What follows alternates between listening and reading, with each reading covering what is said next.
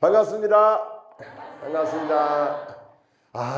이 추운 겨울 저녁에 공부하러 오신 여러분들에게 정말 감사하고 대단하신 분들이라고 다시 한번 감사드립니다. 감사합니다. 오늘은 우리 불교에서 정말 중요한 위치를 차지하고 또 오늘 같이 공부를 해 보시고 나면은 이 정도였나라고 새로 알으실 수 있을 정도의 중요한 반야신경을 공부하겠습니다.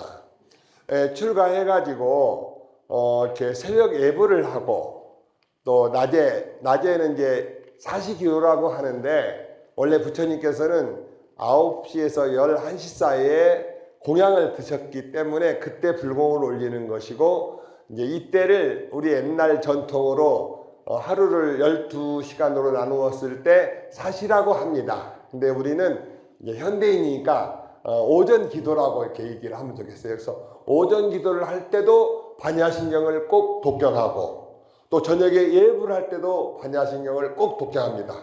그 정도가 아니라 우리 스님네들이 모여서 무슨 거룩한 행사를 하든지 또 불사를 향할 때 모이든지 어떤 자리에서든 반야신경을 합니다. 특히 그 정도가 아니라 우리가 누군가가 이제 세상을 하직했을 때 우리 불자들께서 가셔서 시다림이라고 해서 연부를 해드리는데 거기에서도 반야신경이 들어가고 또 일부 불자님께서는 하루를 시작할 때도 반야신경으로 연부를 해서 시작하고 이제 그런 유명한 반야신경이에요. 그래서 제가 스님 이제 어떤 스님한테 여쭤봤는지는 제가 기억이 안 나요. 하도 오래돼갖고 왜 예불을 할 때마다 신중단에다가 반야신경을 하는가요? 라고 여쭤봤더니 저한테 대답해 주신 그 스님께서는 스님네들이 신중전에 모셔져 있는 우리 불교를 외호 밖에서 지키고 보호하고 하시는 분들에게 법문을 해주는 거다라고 말씀을 하시더라고요. 자, 그때 저는 이 말을 들었을 때 저는 어떤 생각이 들었느냐 하면은 나는 아직 반야신경을 잘 모르는 스님이 매일매일 연불을 해서 무슨 공덕이 될까라고 생각을 했었죠. 근데 사실은 우리가 여러분 이제 불교대학 나오시면 반모임이 있지 않습니까? 좀 집에 빨리 가고 싶으신데 불편하시지요. 근데 이러한 모임이 형성되었기 때문에 불교대학 강의가 있을 수 있는 것이고 그러한 반들이 이렇게 모여서 대화를 나누다 보면은 소중한 도반이 되는 거거든요. 그래서 결국에는 내가 시간과 그 노력을 투자한 만큼 다시 나한테 돌아오는 거죠. 그래서 이 세상에 뭐가 없다? 공짜는 없다. 그러니 조금 저녁에 오시는 게 불편스럽고 모임이 번거로우시더라도 함께 하시면은 그걸 통해서 나에게 큰 힘이 되어줄 수 있다라고 하는 것이죠. 그래서 저처럼 모르는 스님이 신중전에 연부를 해도 일단 연부를 많이 하다 보면은 언젠가는 또 알게 돼요. 언젠가는 그 뜻을. 그러니까는 여러분께서 알고 나서 외워야 되겠다라고 생각하실 수도 있지만은 먼저 외우시고 나도 됩니다. 제가 삼성동 봉은사에 살 때 청년원 한 명이 한일은행에 있을 때 거기를 다녔다고 그러는데 그분이 봉은사에 이제 거래를 통해서 다니다가 청년회를 들었고 아무것도 몰랐는데 청년회장을 하게 됐대요. 그래서 반야신경을 무조건 외웠답니다. 외웠는데 수년이 지난 다음에 그 뜻을 완벽하게 이해해서 이제 그분이 생각하기를 스님 몰라도 외우면은 나중에 더 잘 알게 되는 것 같습니다. 마치 유리컵이 있어야 물을 담을 수 있는 것처럼 또 외우다 보면은 그렇게 아는 수가 있다라는 생각이 들어갑니다. 그래서 신중대다 이제 매일매일 반야신경을 하고 심지어는 돌아가신 분들이 계실 그 영단에 가서도 하는데 왜 하는가라고 저는 의문을 가졌습니다. 한번 저랑 해보실까요? 의문을 가지자. 의문을 갖는 것은 사유의 시작이고 깨달음으로 가는 시작입니다. 여러분 동양과 서양에도 의문으로 유명한 분들이 두 분 계시지 않습니까? 혹시 아시는지? 동양에는 반가사유상 부처님 아시죠? 일본에서는 우리나라 백제에서 보낸 반가사유상을 일본 국보 1호로 정했지 않습니까? 그리고 서양 사람들이 우리나라의 반가사유상을 보고 어떻게 이렇게 아름다운 수가 있느냐라고는 그래서 동양에는 우리나라의 반가사유상 서양에는 뭐가 있죠? 그렇죠. 로댕에 생각하는 사람 이 두 분이 명상으로 유명한 분들이에요. 명상으로 의문을 가지는. 그래서 오늘 우리는 이 불교를 공부하는 시간은 때로는 내가 의문을 갖기 시작하는 시작일 수도 있어요. 우리는 이렇게 학문으로 배우기도 하고 세상을 통해서 배우기도 하지만은 의문을 가짐으로써 내 안에 무궁이 갖춰져 있는 것을 발견해내는 시간일 수도 있습니다. 지금은 열반하셔서 안 계시지만은 조계사에서 청년들과 모든 불자들에게 평생 법문을 해주시던 무진장 큰 스님이 계세요. 제가 학생 때 큰 스님을 뵙고 대화를 나눈 적이 있었는데 그 큰 스님이 뭐라고 하시냐면은 원래 우리가 알고 있는 것을 불교를 통해서 알아가는 거다. 저는 깜짝 놀랐어요. 원래 우리가 알고 있는 거를 잃어버렸는데 다시 알아가는 거라고 하시더라고요. 근데 지금 생각해 보면은 여러분 제가 숙제 내준 거죠. 냉장고에다 붙여놓으라고 한 거. 한번 큰 소리 해보실까요? 이법진인 인의 몸은 큰 광명의 모습이고 이법진인 인의 마음 뭐다? 신비로운 보배이다. 그렇죠? 그러니까는 우리가 알고 나면은 이 몸도 너무너무나 신비로운 광명 덩어리이고 또 우리의 마음은 신비로운 보배, 즉 그 보배는 여의주다라고까지 말씀드렸는데 무진장 큰 스님은 얼마나 위대한 스님이시냐면은 평생을 조계사에서 포교로서 온몸을 다 불사로 하신 그런 스님이 아니라 오히려 보살님, 무진장 보살님처럼 위대하신 스님인 거죠. 그래서 그 스님께서 우리가 원래 알고 있는 거를 불교를 공부해가면서 찾아내는 거다라는 말씀을 하셨어요. 저는 그때 이해가 안 갔지만은 세월이 많이 흐른 지금은 그 큰 스님의 말씀이 이제 와 닿습니다. 그래서 여러분께서도 의문을 갖기 시작하면은 이제 나날이 여러분이 더 지혜로워지는 것이고 자 한번 제 말을 잘 기억해 보세요. 눈을 떠서 세상을 바라보면 꿈을 꾸는 것이고 눈을 감고 내 안을 들여다보면 깨달음으로 가는 것이다. 어떻게 들으신 적 있습니까? 저번에 말씀드렸는데 거의 다 잃어버리신 것으로 추측이 됩니다. 학생들은 잃어버리는 게 당연해요. 자, 그래서 근데 이 말씀을 잘 적어 놓으시고 자, 우리가 왜 눈을 뜨고 있으면 꿈을 꾸는 것이냐라고 했느냐 하면은 우리가 가장 중요하게 존중하는 금강경에서 이 세상 모든 것은 꿈이며 환상이며 물거품이고 그림자 같고 번개 같고 이슬 같다 그랬습니다.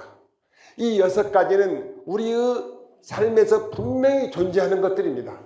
존재하는데 잡을 수가 없어요. 이슬도 잡을 수가 없고 그림자도 분명히 눈에 보이고만 잡혀지지가 않고 근데 부처님께서는 이것만 꿈이 아니라 우리네의 삶도 다 꿈과 같다라고 말씀을 하셨습니다. 그 말씀의 참 뜻은 이 삶에 그 무엇도 집착하지 마라 라고 하신 것이죠. 그래서 불교를 공부하는 분들은 정답은 아닐 수 있지만은 이 삶도 꿈이라고 할진된 어젯밤 꾼 꿈은 무슨 꿈이에요? 생각할 것도 없다 이 말입니다. 아시겠죠? 스님 저 어젯밤에요 무슨 이상한 꿈을 꿔서 오늘 기분이 하루 종일 뒤숭숭해요 막 고민하면은 그분은 뭐 하는 거예요? 새로 꿈을 또 시작한 거예요. 새로 꿈을 시작하는 거예요. 그러니까는 어젯밤 꾼 꿈은 아침에 일어나면서 잊어버려야 되는데 또 새로 시작하는 거라. 그래서 또 그분은 무엇 하는 거냐면은 꿈속을 헤매는 거예요. 꿈속을. 그래서 우리는 늘 의문을 가지면서 살자라고 이제 해봅니다. 그리고 이제 저는 또 생각을 했어요. 반야신경을 공부를 했죠. 처음에는 공이라는 말도 너무나 어렵고 색은 금방 알겠더라고요. 색은 무엇이냐면은 간단합니다. 눈으로 보이는 모든 것들은 색이에요.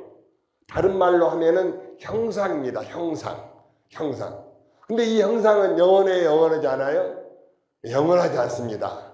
전부 다 사라질 것들입니다. 언젠가는 시간은 길고 짧은만 차이가 있지 모든 건 다 사라집니다. 저는 제가 기타를 치면서 노래를 부르는데 스님은 왜 이렇게 사연 많은 노래만 하세요? 라고 물어봐요. 어때요 여러분? 제가 사연 많게 보입니까? 그래요? 저는 물론 누가 어떤 관점으로 보느냐에 따라서 사연이 있을 수 있지만은 저는 이렇게 생각을 했어요. 우리가 태어나서 이 세상을 살아가는 자체가 사연이다. 왜 그러냐? 여러분 태어났기 때문에 우리는 무엇을 감당하고 당해야 돼요? 무엇을? 태어났기 때문에 내 의지와 상관없이 늙어가야 되고 그렇죠? 남자들은 나이 먹으면 수염이 매일매일 자라요. 그래서 매일 수염을 깎아줘야 되고 주름은 아무리 막아도 생기고 뭐 주름 방지 크림 발라봐야 아무 소용 없어요. 그래서 그 다음에 또 이렇게 늙어가고 또 뭐가 오죠? 지금 아까도 감기 걸리신 분 계시고 저도 지금 감기가 있는데 감기라든가 병이 와야 되고 또 필경에는 뭐가 있습니까? 죽음이 와야 되고 또 어머니나 아버지가 얼마나 고마운 분들이고 함께 방에서 둥글었던 형제들은 얼마나 소중한 인연인데 반드시 헤어지지 않습니까? 저는 출가해가지고 어머니랑 아버지랑 헤어진 것이 늘 마음에 미안하고 감사하고 그러니 이거보다 더 애절한 사연이 어디 있겠습니까? 그래서 저는 비장조 슬픈 노래를 좋아합니다. 그래서 저에게 무슨 요상한 사연으로 추측하지 마시고 이 삶이 그대로 사연이다라고 이해하시면 좋을 것 같아요. 그래서 이제 공부를 하면서 왜 반야신경을 이렇게 할까라고 늘 연구를 해봤어요. 그리고 반야신경을 공부해봤어요. 공부했더니 이야 반야신경은 600부, 이제 요즘 말로 하면은 600권이나 되는 방대한 부처님의 경전을 막 이렇게 모아서 엑기스로 짜요. 짜가지고 260자의 반야신경으로 줄여놓은 거예요. 그러니까 여러분, 짠다고 하는 것, 걸러낸다고 하는 것은 그 어느 거 하나 버릴 게 없겠지만은 그래도 우리 중생들이 바빠서 다 읽을 시간이 없으니까 막 줄여준 거죠. 그러니까는 이 반야신경이 얼마나 중요하냐면은 이 방대한 경전을 줄여서 260자로 만들어 놨다고 하는 것은 엄청난 배려죠. 얼른 공부해가지고 이걸 알아채라. 알아채면은 뭐 요즘 아이들 말은 끝납니다. 뭐가 끝나냐? 도를 통하게 돼요. 우리가 지금 오해하고 있는 게 있어요. 도는 누구나 통한다 못한다? 네, 못한다라고 대답이 나오시죠. 근데 반야신경을 다 이해해버리면 사실은 도를 통하는 겁니다. 도는 생각보다 쉬운 거거든요. 그래서 옛날 큰 스님들은 도를 통하는 것은 아침 저녁으로 세수하다 코 만지기보다 더 쉽고 어렵기로 하면은 하늘의 별을 따기보다 어렵다고 합니다. 여러분 오늘 코 만졌어요? 안 만졌어요? 근데 기억은 안 나죠? 즉 우리가 늘 코를 만지고 살지만은 내가 코 만났다는 걸 기억하지 못하듯이 또 저는 무비 큰 스님께서 이 법문하신 걸 들었는데 이제 이런 얘기가 있어요. 멸치 알죠? 멸치가 어디서 소문을 들었어요. 바다래 바다. 바다는 되게 위대하고 어마어마하고 모든 보배가 다 들어있고 우리의 상상을 초월하는 거래. 그러니까는 여러분 멸치는 대단히 작지 않습니까? 이 작은 멸치가 생각하는 바다는 어느 정도일까요? 예를 들면 뭐 우리 시골에 있는 저수지만 해도 어마어마할 건데 상상을 헤아릴 수 없는 바다가 엄청 크잖아요. 그래서 이제 물어보러 다녀요. 멸치보다 좀 큰 꼴뚜기한테 물어봤더니 바다 몰라. 절대 몰라. 갈치한테 물어보고 고등어 물어보고 모든 그 바다에 있는 친구들한테 물었더니 아무도 모른대. 그러면 이 멸치는 또 생각을 해요. 천재 멸치예요. 이 멸치는 천재 멸치. 그래서 누구는 알 것 같을까라고 했을 때 누가 알 것 같아요? 바다에서 누가 알 것 같아요? 용왕. 바다에서는 용왕이 최고니까. 그래서 용왕님은 아실 것 같다. 그래가지고 용왕님한테 가서 용왕님 바다가 뭐예요? 라고 물어봐요. 용왕님이 뭐라고 했을 것 같아요? 용왕님, 여러분 용왕이라면 어떻게 대답할 거예요? 에라이 멸치. 왜냐면은 지가 바닷속에 살면서 바다를 물어보니 그걸 어떻게 설명해 준대요? 그래서 이제 이렇게 정신 차리라고 빵 한 대 때려주는 거죠. 정신 차리라 이렇게. 이제 이 이야기가 임재록에도 나옵니다. 임재 스님이라는 아주 걸출한 우리 불교의 어떤 시조라고 할 정도까지 큰 스님이 참선을 오래 했는데 이제 그 임재 스님이 이제 그 큰 스님께 여쭤봐요. 도가 무엇입니까? 라고 하니까 큰 스님이 몽둥이로 빵빵 이렇게 혼냅니다. 그 처음에는 왜 나를 때리는겨? 내가 무슨 잘못이 있다고? 그래갖고 이제 삐졌어요. 근데 옆에서 도반이 그래도 한 번 더 가서 물어봐라. 한 번 더 가서 물어봐라. 그래서 삐졌는데도 한 번 더 물어보라고 권하니까 3, 4번이다 하면서 권하니까 그러니까는 여러분 누군가가 삐지면은 달개주세요. 그리고 권해주세요. 절에 금다고 삐지면 되냐? 한 번 더 가라 절에. 그리고 부처님이 너를 삐지게 할 리는 없지 않냐 이렇게. 그래서 또 물어봤는데 또 이제 또 때립니다. 그 스님께서 또 때리고 황벽 스님이시죠 그분이. 그리고 세 번째 또 물어봤더니 이번에는 문 들어서기도 전에 이제 이렇게 혼을 나고 맞다고 도망갑니다. 그랬고 임재 스님이 생각하기를 내가 무슨 잘못을 했는겨?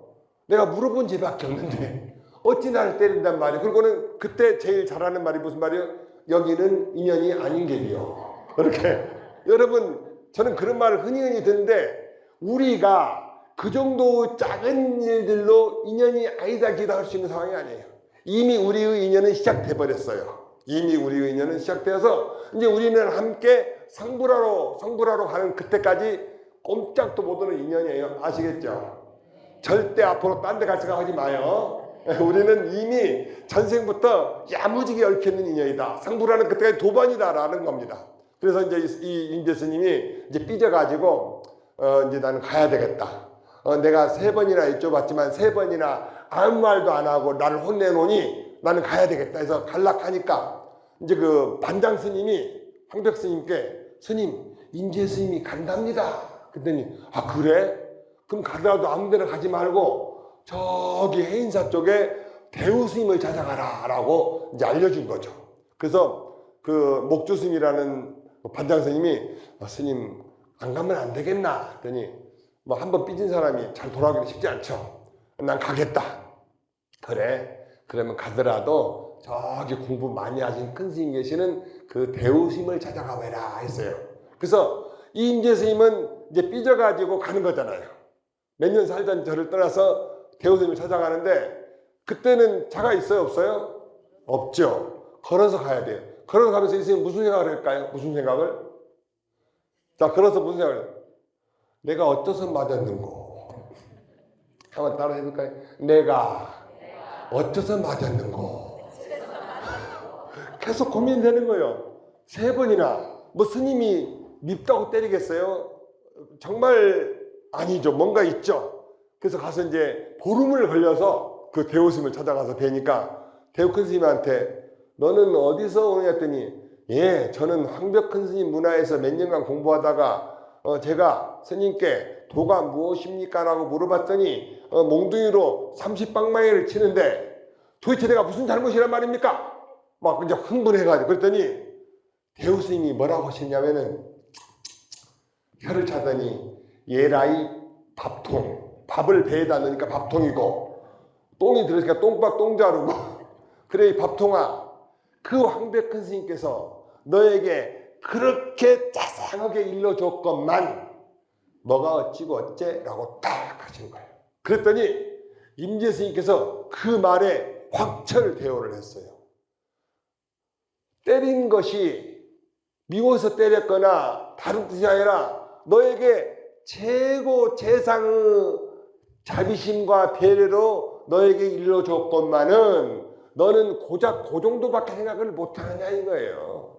그 소리에 임재 스님은 수년간 면벽 참선을 하고 화두만 공부한 스님은 확철 대오를 해갖고 지금까지 우리 조계종 문중도 임재 스님의 문화라고 할 수 있고 하고 모든 스님이 임재 스님을 그리워하고 존경하는 그런 위대한 스님이 되었습니까? 그러니까 우리는 삐지더라도 내가 왜 맞았는고 한번 따라서 해봐요. 내가 왜 맞았는고 왜 나한테 그랬을꼬 그렇게 늘 나는 왜 이렇게 늘 의문을 갖는 거예요. 즉 이 말은 아까 용왕님한테 바다가 무엇입니까? 라고 물었을 때 예라이 밥통하면서 이제 때려준 거죠. 왜? 바다는 있지 넓이는 끝도 없고 뭐 소금기가 몇 프로 그렇게 말해줘봐야 못 알아듣거든. 이미 익숙해 있으니까. 즉 여러분들께서도 지금 눈으로 보시지 않습니까? 무엇이 보냐 이거예요. 무엇이. 눈으로는 모든 만물을 보고 귀로는 소리를 듣게 하고 지금 날씨가 추우면 추운지 알고 말 소리를 하면 들을지 않은 이 신비로운 이 상태가 멸치가 바다를 물어보는 것 같고 임 교수님이 왜 나를 때린겨? 라고 한 거하고 똑같은 이치예요. 어떻게 알랑말랑하죠? 예, 좀만 더 다니면 이제 알아집니다. 좀만 더 다니면. 그래서 우리는 늘 이제 생각을 하자. 그래서 이제 저는 생각을 했어요. 늘 왜 반야신경을 신중전에다 할까? 신장님들은 뭐 보살님도 계시고 팔찌 보살님도 계시고 훌륭한 분들이 많이 계시는 위대한 그곳에 아직 나는 반야신경도 모르는 내가 왜 이분들에게 법문을 해준단 말인가? 오히려 내가 저분들 법문을 드려야 할 건데 라고. 근데 어느 날 저는 그 의문의 종착지를 알았어요. 어떻게 알았느냐? 반야신경을 가장 자세히 공부해 보면은 그 속에 정말 뚜렷한 답이 있더라고요.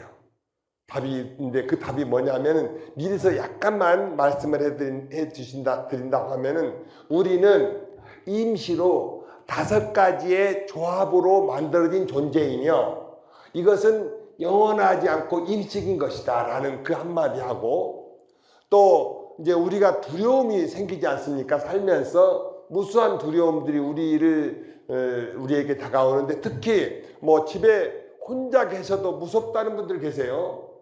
그런 것들은 내가 잘못된 고정관념에서 온다라고 하는 거예요.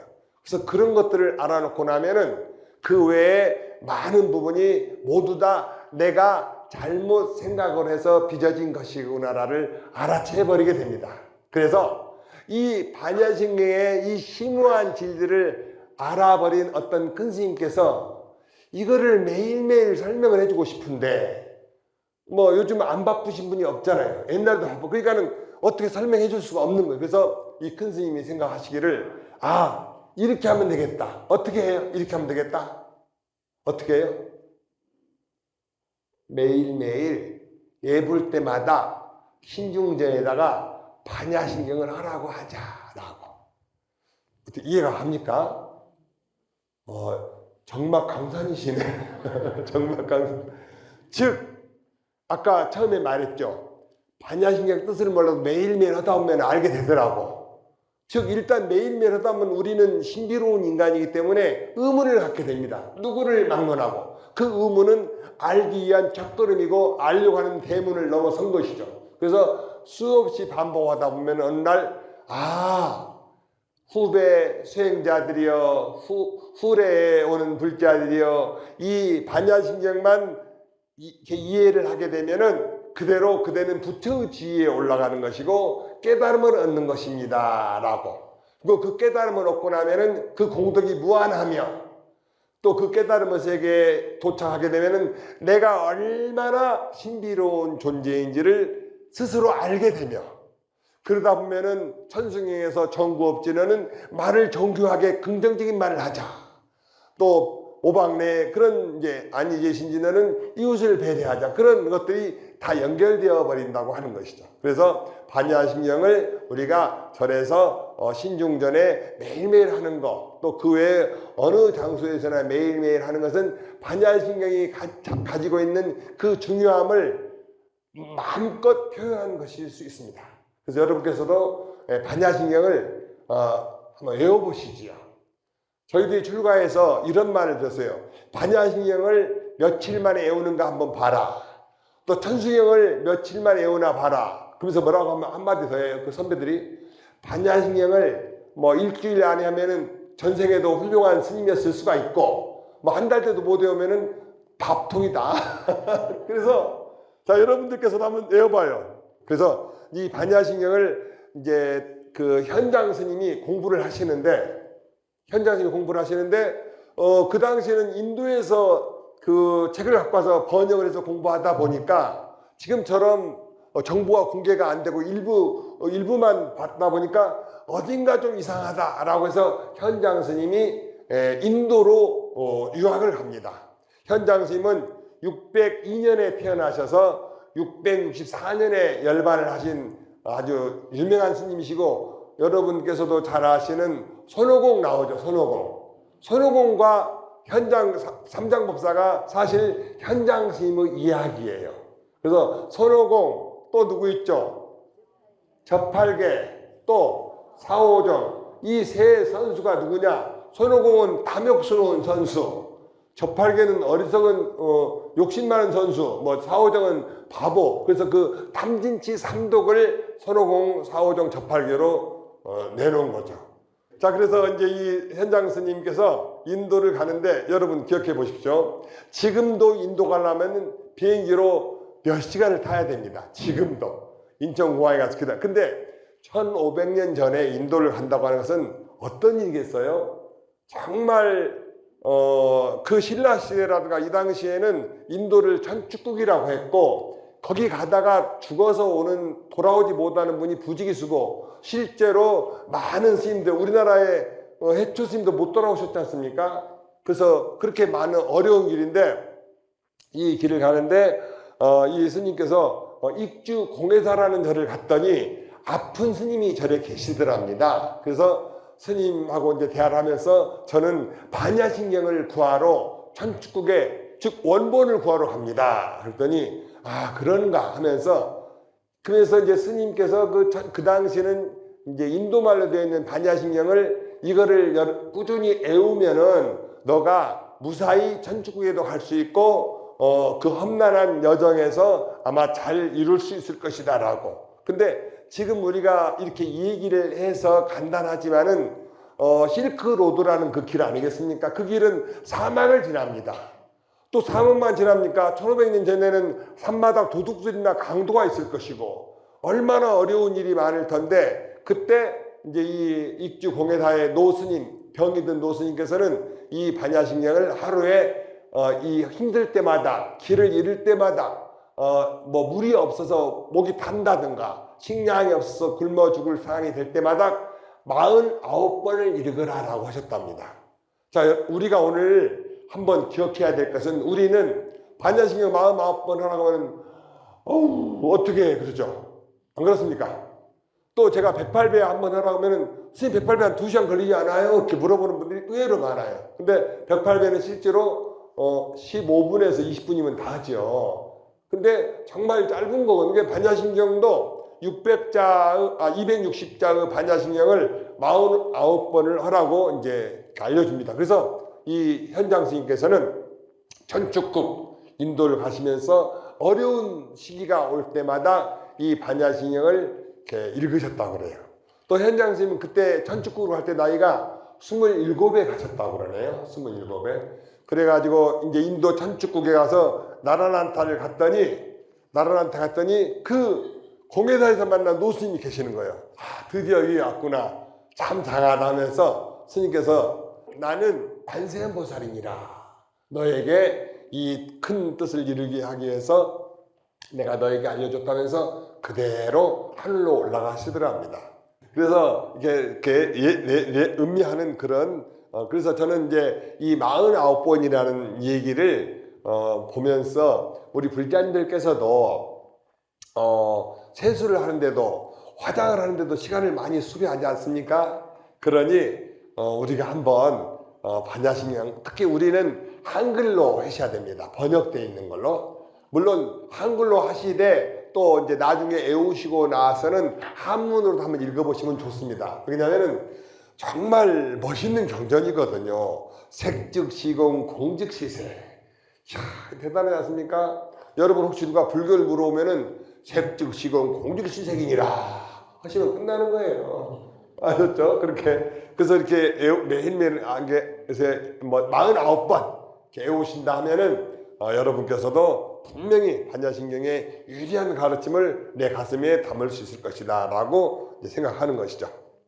자, 저는 생각을 합니다. 우리가 생각을 하고 있으면은 이 세상은 어떤 데냐라고. 저는 이 세상을 보배 창고다 생각합니다. 보배 창고. 또 생각은 이 세상은 생각의 창고다. 생각의 창고다. 만물상이다. 왜 그런가 하면은 우리가 몸이 아파도 약이 있음에도 불구하고 약은 어디에 있어요?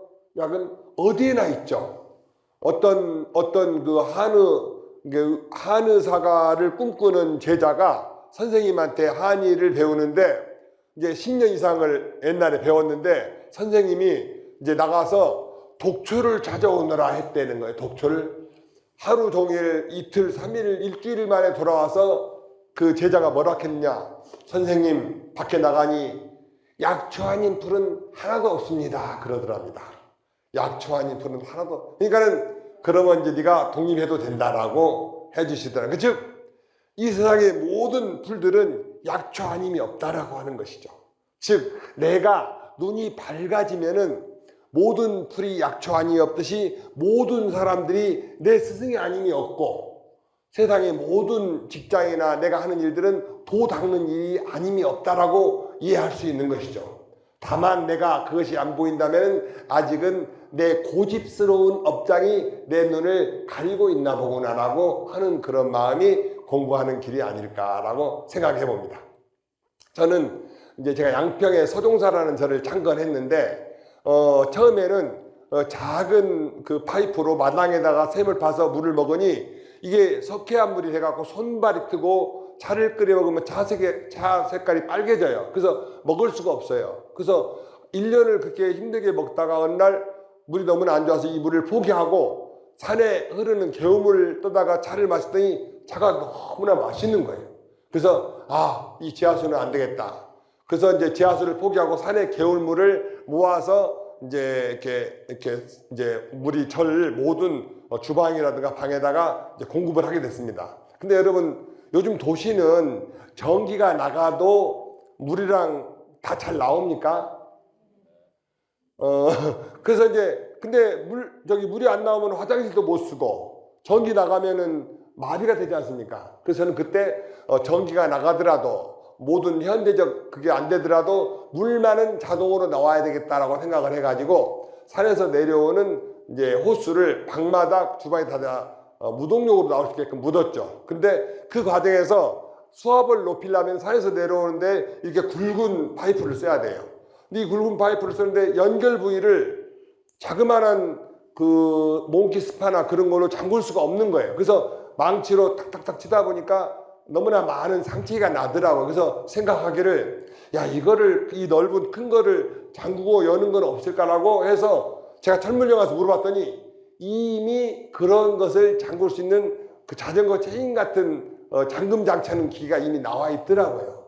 저는 그때 생각을 했습니다. 이 세상은 내가 잘 몰라서 그렇지 이미 내가 원하는 것은 다 나와 있더라는 거. 동의하시는가요?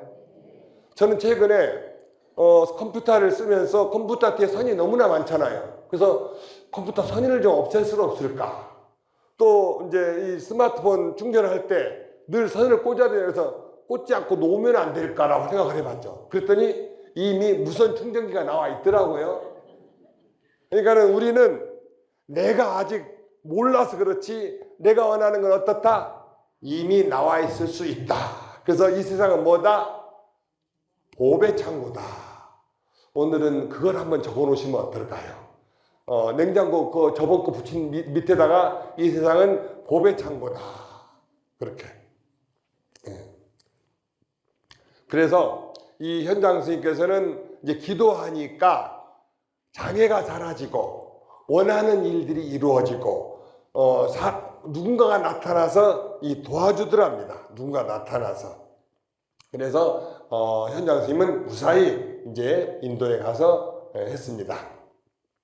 자, 불교 공부라고 하는 것은 무엇이 불교냐 하면은 사람들은 대부분 절에 가서 절하는 것으로 생각을 하는데 그것도 아주 좋은 일입니다. 절하는 것은 어떤 의미로 절한다고 그랬죠? 하심하는 거라고 그랬죠. 그리고 내 안에 부처님처럼 위대한 나를 찾는 것이고 또 내가 끊임없이 날아가는 그런 암만심과 그런 것들을 숙이는 거라고 그랬죠. 그것도 공부인데 또 다른 식의 불교 공부는 경전을 통해서 내가 깨달음의 세계로 가는 것입니다.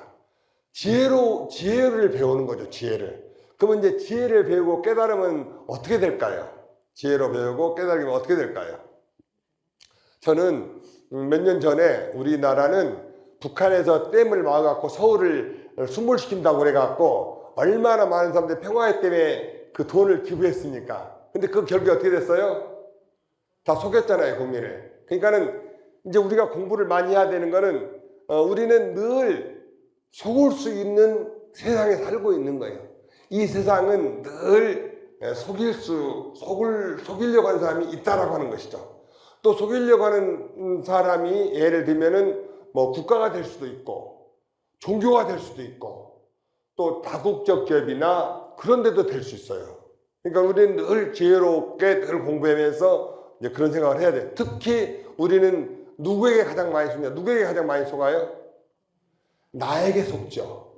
내가 영원한 것으로 알고 내가 늘 늙지 않을 것으로 알고 또 내가 아주 이렇게 대단하다고 하는 또 생각하면서도 다른 사람을 도외시하는 수도 있고 그래서 늘 나를 이제 한 그런 속인 나에 대해서 속을 수가 있다. 그래서 이 불교를 공부하는 것은 나를 발견해 가는 것이고 지혜로운 것을 발견해 가는 것이다. 그래서 이제 한번 우리는 반야신경의 처음을 한번 얘기해 보겠습니다. 반야신경은 원래 이름은 마하반야 바라밀다 심경 그럽니다. 그래서 마하반야 바라밀다 심경인데 그걸 줄여서 반야신경이라고 하죠. 그러면은 마하는 뭐냐 하면 마하는 크다 그렇게 되어 있죠. 크다 그렇죠. 근데 우리가 오늘 마하도 처음 들어보시는 분이 계시는가요? 한번 예 해보세요. 마하 처음 들어보시는 분 계세요? 아 그러시구나. 정말 행운의 분들이 오셨네요. 이런 위대한 말씀을 처음 듣다니 정말 행운입니다. 근데 이제 우리가 책에서는 마하는 크다라고 해석이 되어 있는데 이때 크다는 어떤 식의 크다 하냐면은 우리가 비교할 때 키가 크다 작다 하죠. 그거는 작은 사람이 있으니까 상대적인 개념이잖아요. 근데 반야신경에서 마하라가는 그 정도가 아니라 절대적인 큰 거. 즉 우리의 상상으로 헤아릴 수 없이 위대함을 말하는 것이 마하입니다. 위대함. 그러니까는 이 마하만 감동적으로 받아들여도 반야신경의 위대한 가르침은 이미 내 안에 들어올 준비를 하고 있다라고. 반야는 지혜를 말합니다. 지혜. 그러니까는 불교는 지혜를 공부하는 종교다라고 해도 되죠. 그래서 우리가 불교 어렵다 하는 것은 사실 반야라는 뜻만, 반야신경의 뜻만 알고 계셔도 하나도 어려운 게 아니게 되는 거죠. 그래서 마하는 크다. 어떻게 크다? 절대적인 그 무엇과도 비교할 수 없는 큼을 마하라 한다. 반야는 지혜다. 그때 이때 지혜와 지식은 뭐가 다를까요? 지혜와 지식. 지식은 어떤 부분에 있어서는 책을 보고도 배울 수 있고 누군가도 배울 수 있는 건데 지혜는 내가 내 안을 들여다봐가지고 늘 그러니까는 우리 불교에서는 참선을 할 때 행주자와 한번 해보실까요? 행주자와 어묵동정. 예, 바빠서 한글로 쓴 거예요. 그러니까는 이게 우리가 어떤 생각을 할 때 걸어 다닐 때도 행동할 때도 머무를 때도 앉아 있을 때도 누워 있을 때도 하라는 거예요. 그러면 뭐예요? 아까 반야신경을 하자고 했다고 한다면 반야신경을 할 때도 걸어 다닐 때도 마하반야 바라밀다 이렇게 하고 누워서 그래서 항상 하는 거예요. 또 관세음보살님 기도를 하시는 분은 이 기도도 길을 갈 때도 머무를 때도 누워 있을 때 이렇게 하는 거예요. 또 여기에는 말을 할 때도 그러니까 말을 하면서도 반야신경의 뜻 생각하고 또 가만히 고요할 때도 생각하고 움직일 때도 생각하고 고요할 때도 생각한다. 그러니까 말을 할 때, 말을 하지 않을 때, 움직일 때, 고요하게 있을 때 그래서 이렇게 항상 하는 것이다 라는 것이죠. 그래서 이제 그렇게 하다 보면은 내 안에 위대한 지혜로움이 나타납니다. 즉, 이 지혜로움은 누구가 알려줘서 알 수도 있을 수 있지만은 내 안에 신비로운 나와 만나는 거다라고 하는 것이죠. 반야.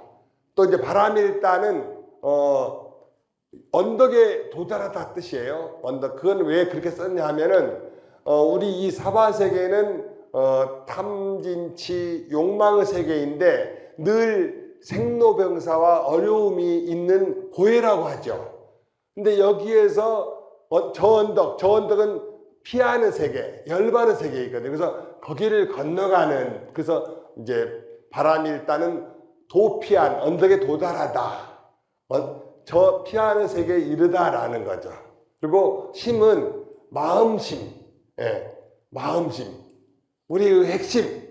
그러니까 이 심경은 가장 핵심되는 그런 경전이다, 이런 뜻입니다. 그래서 마하반야. 오늘은 우리 마하반야 바라밀타 심경을 한번 외워봐요. 마는 크다. 어떻게 크다? 그 무엇과도 비교할 수 없는 아주 위대한 큽니다. 반야는 뭐다? 지혜다. 지혜는 우리가 늘 내 안을 관찰하면서 생기는 그런 것이 지혜다. 또 마하반야 바라밀타는 피하는 세계로 도달한다. 즉 깨달음의 세계가 피하는 세계고, 깨달음을 다른 말로 하면 니르바나 열반이고, 그런 세계가 다 이제 피하는 세계에서 바라밀타. 그러니까 심경은 가장 핵심되는 경전이다. 즉 마음을 깨닫게 하는 경전이다. 그런 말이 다 포함되어 있는 위대한 제목. 그래서 여러분께서 이제 살면서 문득 어려운 일에 봉착했거나 또 뭐 너무나 좋을 때도 우리 불자들이시라면은 이때도 마하반야 바라밀타 심경 이렇게 한번 해보심이 좋을 것 같습니다. 한번 우리 합장하시고 한번 해볼까요? 마하반야 바라밀타 심경, 마하반야 바라밀타 심경, 마하반야 바라밀타 심경. 그래서 이제 댁에서 기도를 하실 경우 있지 않습니까? 예를 들면 제사를 지내는 경우라든가 또 누군가의 생일을 축하할 때도 우리 아들 그렇게도 하시지만은 그때도 우리 함께 부처님 감사합니다 이렇게 하고 나서 마하반야 바라밀타 심경을 제목만 한번 한다든가, 아니면 또 여유가 있으면 프린터 해가지고 식구들끼리 반야 심경을 한번 3번 독창하자라고 한다면은 아주 좋은 그런 수행이면서 기도가 되는 것이죠. 그래서 오늘 우리 불교대학 우리 여러분께서는 오늘 스님이 생각할 때는 무지무지하게 큰 보배를 다 하나씩 받으신 것이에요. 맞죠? 예, 정말 대단한 겁니다. 우리 합장하시고, 자, 우리가 이 다 누구 덕분이죠? 부처님. 시작. 부처님 감사합니다. 불자님 감사합니다. 도반님 감사합니다. 감사합니다.